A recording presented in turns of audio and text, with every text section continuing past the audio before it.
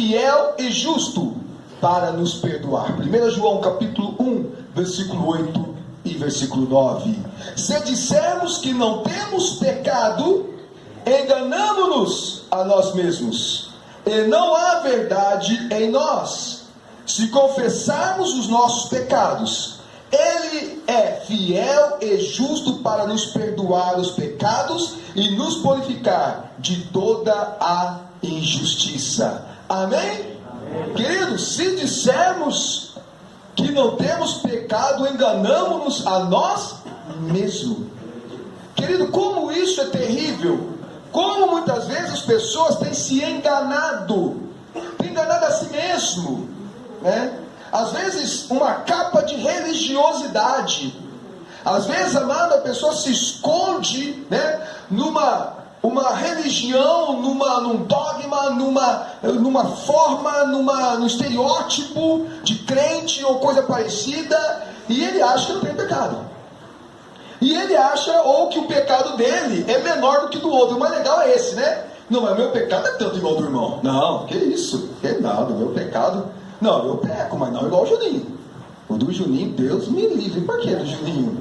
Né? Não existe categorias de pecado. Então as pessoas começaram a fazer categorias de pecado. Na Bíblia não existe, amado. Sim, existem pecados morais, dá pra gente entender. Mas não tem, amado, tipo assim, a condenação é a mesma, né? Não tem aquele pecadinho ou pecadão. Eu não posso, de repente, achar-me em vantagem, porque meu pecado é diferente do pecado Augusto. Estou bem melhor que você. Estou em pecado, mas o meu negócio, mas que vantagem? Você acha que isso é vantagem, amado? Isso é engano do diabo, isso não é vantagem. Diferença de pecado não é vantagem. Volume de pecado não é vantagens. Eu estou levando vantagem, né? Meu pecado não é tanto igual o seu, não. Nesse nível, amado, pecado é pecado. E se nós falamos que nós não pecamos, estamos nos enganando. Ou se nós classificamos o nosso pecado, se nós queremos dizer que ele é pouco, ou queremos justificar o nosso pecado pelos outros. Existe um grande erro na humanidade, e muito mais dentro da igreja. Amado, este erro, ele se encontra, eu vou ter que tirar a humanidade, eu vou dizer dentro da igreja. Esse erro é comum, mas muito comum dentro da igreja. E como liderança, como pastor, você ouve muito isso. Você vai corrigir uma pessoa. Aí eu vou dizer para uma pessoa, né? Chego lá e falo assim, né? Vamos pegar o seu Augusto, né? Augusto, você está errado nisso. Isso está fazendo, você é pecado. Ah, pastor, mas o Juninho faz isso. Ele faz, eu também faço. A gente mais ouve, amado. O Juninho morreu na cruz por você, então. Na minha historinha aqui, né? Lógico. Amado, eu estou dizendo que o pecado, entenda, amado, a heresia, chega a ser heresia. Chega a ser, amado, na minha singela opinião, praticamente uma blasfêmia. Na minha opinião, parece simples. Mas eu dizer que o pecado do meu irmão justifica o meu pecado, isso é blasfêmia. Porque o único que pode justificar o pecado é Cristo. Amém? Eu estou dizendo o seguinte, não, o meu pecado é perdoado, porque o pecado do meu irmão é maior que o meu. Que isso, irmão? Não está escrito isso. Segundo o quê? Segundo os ignorantes, capítulo 5, versículo 2. Mas na Bíblia não é. Na Bíblia não está isso. Então, cuidado para nós não nos enganar a nós mesmos. Cuidado para não sermos aquele santinho do pau oco. Conhece a história do santinho do pau oco, né? No Brasil colônia. Quando foi proibido, então, sair o ouro do Brasil, tal, aquela questão toda lá. E aí, como que fazer o contrabando? Né? Como mandar para fora? Eu falei, contrabando vai sair como? Então, por causa, né, das madeiras, então começaram a confeccionar aqui as imagens, né, do catolicismo. Então, aí eles começaram o quê? Era maciço. Então, eles começaram a fazer oco, né? Por dentro, né? Oco, né? Por dentro, oco, né? Por dentro. Oco, né? O santinho. E aí colocava as pedras preciosas dentro, o ouro e tal, lá, tampava de novo na madeira, né, embaixo ali, e saía com o peso, puxa, é madeira maciça, né, e aí, né, começou a achar estranho, né, que como o pessoal na Europa queria santinho no Brasil, mas como os pessoal estão devotos lá na Europa, meu Deus, né, eu já estranhei também que ao mesmo tempo, como eles estavam devotos lá, e o ouro subindo aqui, e aí quando foram ver, estava escondido, né, E aí saiu o termo, o santinho do pau oco, né? Foi daí que nasceu esse termo. E dentro da igreja de Cristo, amado, aquele negócio, né? Muitas pessoas estão agindo assim, estão escondendo, na verdade, mas não é ouro, estão escondendo o pecado, né? Achando que é por fora uma casca, mas o pecado está por dentro. Mas se confessarmos o que, amado? O que nós precisamos confessar, que a Bíblia diz? Confessarmos os nossos pecados. E, amado, e fala pecados, está falando bem no plural, né? Porque, amado, vamos falar a verdade, querido. Quando a gente vira e mexe e pega, estamos errados. Ou não?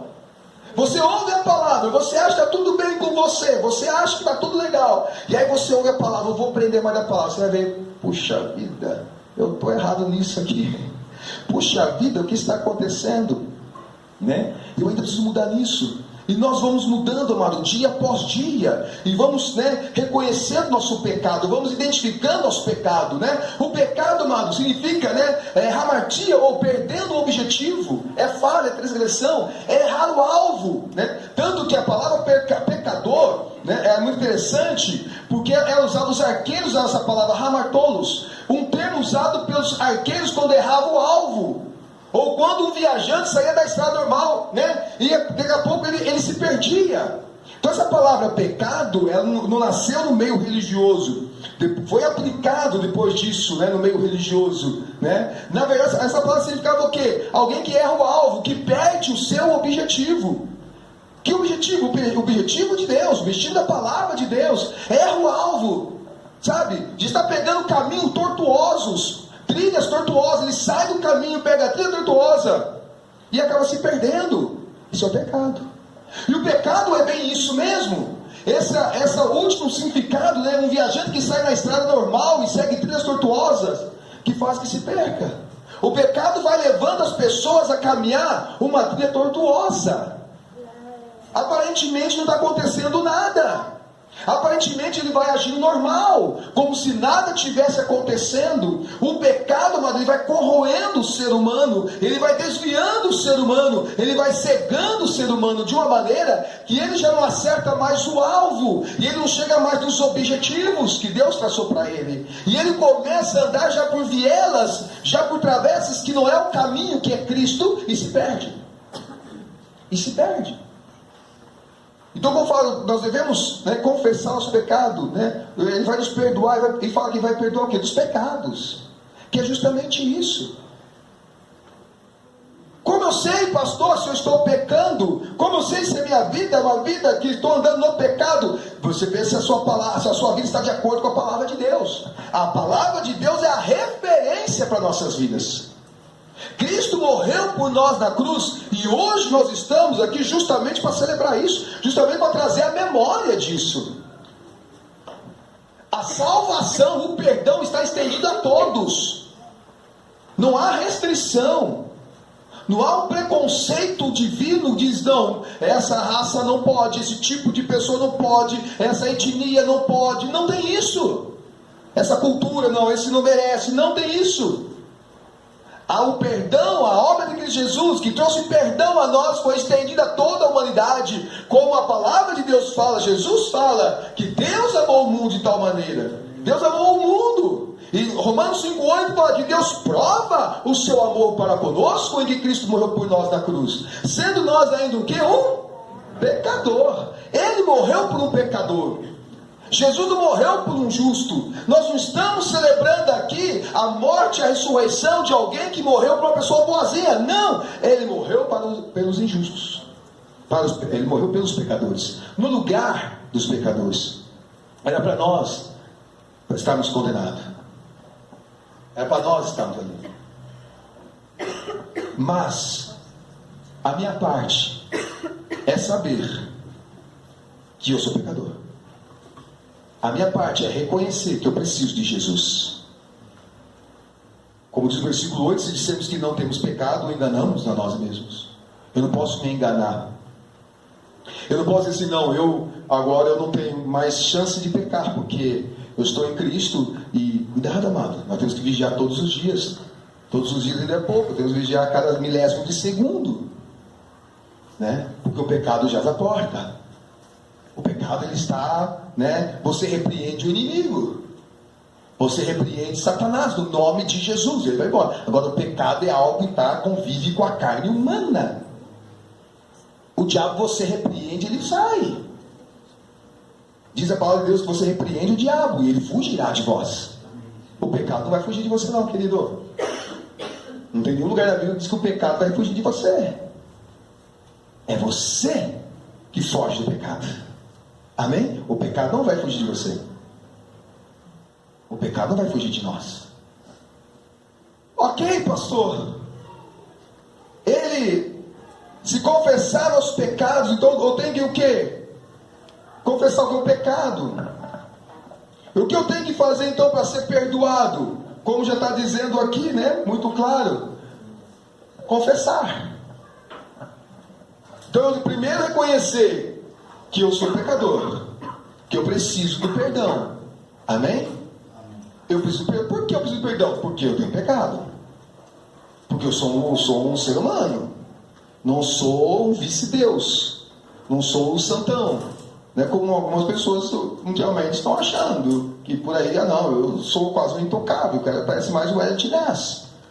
Ele é um intocável. Ok? Eu preciso fazer o quê? Eu preciso confessar. Confessar literalmente é dizer a mesma coisa. Ter a mesma visão que Deus tem. Amado, quando eu confesso essa palavra, eu estou repetindo aquilo que eu fiz. Estou confessando, mas agora pela ótica de Deus. Eu estou repetindo, mas pela ótica, não é fazendo de novo, estou repetindo em palavras. Eu fiz isso. Isso é confessar. É olhar o pecado agora pela ótica de Deus. Quando você confessa, você vê o pecado como Deus vê. Até então você viu o pecado da sua maneira, como, isso não tem nada a ver. Que nada. Na minha opinião, não. Confessar não tem minha opinião. Se você quer exercer a tua opinião, você não está confessando. Porque confessar não é a nossa opinião. Confessar é ter a mesma visão que Deus tem do pecado. Como Deus enxerga a situação? Isso é confessar. É reconhecer que você está errado. Amado, confessar não é se justificar. Deus, eu errei, mas também, como a história de Adão, como que Adão?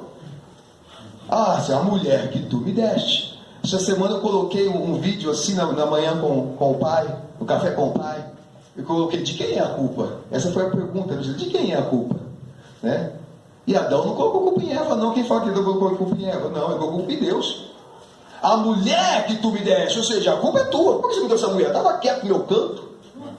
Se for me dar uma mulher, eu não queria uma mulher, Ele foi me dar. Adão jogou para Deus, jogou para a mulher, ele só não assumiu. Aí eu comi, mas eu comi por quê? Por culpa de alguém. Ou seja, em outras palavras, se é hoje dizer, olha Deus, na minha opinião, eu acho que o Senhor não deveria ter feito essa mulher para mim. Por quê? Porque hoje já vivemos a era da astrologia. Eu acho isso. Mas essa não é a visão de Deus. Essa não era a visão de Deus. E quando eu confesso, eu tenho que olhar pela visão de Deus. Então, Adão não confessou o seu pecado porque ele não viu na visão de Deus. Ele viu pela sua visão, pelo seu achismo, aquilo que ele acha. Amado, nosso pecado, ele não pode ser confessado, entre aspas, não é confessar pelo que eu penso, pelo que eu acho. Ou eu oro a Deus dizendo, Senhor, me perdoa, mas também o Vinícius teve culpa. Senhor, o senhor sabe, o senhor viu, o senhor tá... Não, mas não é confessar, querido. Passar culpa a alguém não é confessar. Não é confessar. Não se engane. Confessar é ver o teu pecado pela ótica de Deus. Como Deus vê o pecado. Aí eu digo, a pessoa confessou. Por quê? Confessar isso. Literalmente dizer a mesma coisa. Pela ótica de Deus. É ver o pecado como Deus vê. Ter a mesma visão de Deus. Como Deus vê a situação. Como Deus vê o seu proceder. Como Deus... não vale a sua opinião. Aqui, nessa situação do pecado, não vale a minha opinião. Pecado não é eu que instituo. né? Pecado sou eu que digo, ó, isso é pecado. Pecado está na palavra de Deus. Nós temos que consultar a palavra de Deus, temos que pedir a orientação do Espírito Santo, né? É logicamente com a pessoa que conhece a palavra, vai mostrar para você na palavra, dizer, olha, eu estou dizendo, não sou eu que estou dizendo, estou repetindo o que a Bíblia diz. Isso aqui é pecado, não faça isso. Ou te leva, ou te embaraça. Ou são laços que pode te levar a pecar. Tem coisa, mano, que não é pecado, mas já está dando seta para entrar o pecado. Sabe, tem vida que de repente ele não está pecando, mas o pecado já está dando seta para entrar, tá ligado? Quando começa a dar seta para você entrar no caminho, o pecado está já dando seta, assim, ó, já dando sinal, estou entrando, estou chegando. E a pessoa está ali, não tem nada a ver, mas está entrando. Está entrando. Não é uma simples concordância externa, inclui o abandono. Pois essa atitude que Deus quer que tomemos em relação ao pecado. Deus quer que nós abandonemos o pecado. Abandonemos. Amado, Deus, quando Ele fala, ele te perdoa. Quando você chega até Ele e confessa, Ele te perdoa. Ele não está, amado, pedindo para você explicações. Ele não está que você pague alguma coisa. Ele não está cobrando indulgências. Você não tem que dar uma oferta pelo pecado, né? Olha, irmão, traz aqui R$1.000 se você pecar. Com certeza, amado, vai construir um templo mais do que o templo de Salomão, se você desse uma oferta por pecado. Ou não? R$1.000 por pecado. Ah, pastor, eu vou para o inferno. R$1.000 por pecado não dá. Como que eu vou fazer? Agora não tem mais salvação, né? Amado, não. O que Deus quer de você é que você tão somente abandone o pecado. É isso que Ele quer de você. Porque perdoar é Ele que vai te perdoar. Justificar é Ele que vai te justificar. Transformar a sua vida, olha só, até transformar a sua vida é Ele que vai trabalhar em você. Você não precisa fazer nada. O que você precisa fazer? Abandonar o pecado. É isso que você precisa. Ah, pastor, é difícil, não é só abandonar o pecado. Deixa que o resto Deus vai trabalhar. Parece difícil. É, muitas vezes, um esforço no começo, mas você simplesmente vai abandonar, não vou fazer mais pecado. Mas como minha vida, agora deixa na mão de Deus. Amém? Deus quer trabalhar na tua vida, na minha vida, só isso. Amém? É isso que Ele quer fazer. Mas como eu confesso o pecado? Né? Como que eu tenho que estar? Olha só, algo maravilhoso, querido. O que eu preciso é me arrepender. Marcos capítulo 2, versículo 17, eu vou ler aqui mesmo, ó. E Jesus, tendo ouvido isso, disse-lhes: os sãos não necessitam de médico, mas sim os que estão doentes. Eu não vim chamar os justos, mas sim os pecadores ao arrependimento. Alguém já não ouviu uma coisa assim do tipo: ah, você vai para a igreja agora, né? Aprontou, agora você vai se esconder atrás da Bíblia. Quem já não ouviu isso, né? Não é verdade? Mas vai para onde, amado?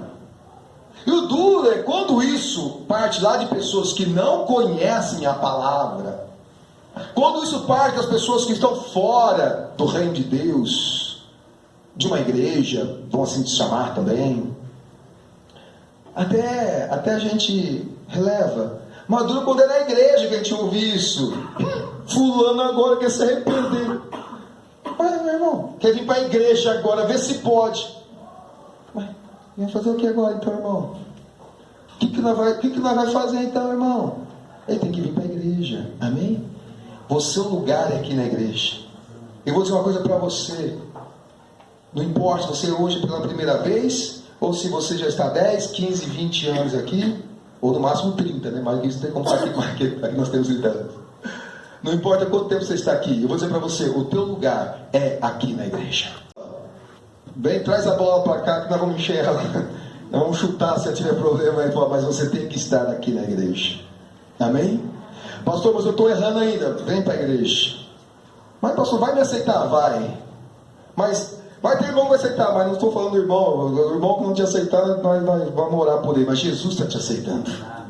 Amém? É Jesus que está te aceitando, o dono da igreja, o Senhor da igreja, o que morreu na cruz. O pastor Luciano morreu na cruz, o irmão X, o irmão Y não morreu na cruz por você. Quem está te aceitando aqui nessa noite é o Cristo que morreu na cruz por você.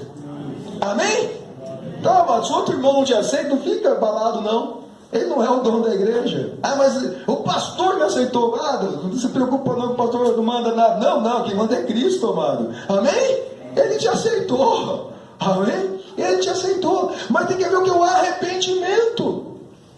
Jesus veio, amado, para aqueles que se arrependem, aqueles que chegam até Cristo, aqueles que estão doentes, enfermos, não só fisicamente, mas de alma, de emoções, de sentimento, espiritualmente. A palavra de Deus diz assim: vinde a mim todos vós que estáis cansados, sobrecarregados, ou vós estáis oprimidos, e eu vos aliviarei. Amém? Não vem você que já está bem, você está tranquilo. E Jesus falou assim: olha, eu não vim para quem está são. Quem acha que está sono não precisa de médico. Então, não quer. Mas o que eu preciso é me arrepender. E interessante que o arrependimento é possível porque Deus me aceita, Jesus me aceita, olha só, antes de eu me arrepender. Pastor, sim, amado, como, amado? Porque, amado, nós só podemos nos arrepender pela graça de Deus. Amém? Amém. Se arrepende primeiro, acabou, depois você vai para a igreja. Mas como? Romanos 5,8, vou falar de novo. Deus prova o seu amor para conosco em que Cristo morreu por nós na cruz, se nós ainda o quê? Se nós ainda? Isso aí você também, amado, né? Isso aí você também. O que, amado? Ele veio para, né, os doentes, diz aqui, né, não para os sãos, Jesus falando, a fim do que os pecadores venham o que? Se arrepender. Porque como vai se arrepender se não experimentar a graça de Deus, amado? Como a pessoa vai mudar de vida se não andar com pessoas que acreditamos que mudaram de vida? Amados, as pessoas vão mudar quando estiver na companhia de pessoas que mudaram. A igreja é o melhor lugar para pecador. A igreja é o melhor lugar para a pessoa que anda na contramão da sociedade. A igreja é o melhor lugar para a pior pessoa que existe. Porque é um lugar de mudança. Ou deveria ser. Ou deveria ser. E se não está sendo, vai ter que ser, em nome de Jesus. Amém? Porque essa é a proposta de Cristo. Essa é a proposta de Cristo. Porque o arrependimento, então a pessoa vem e se arrepende.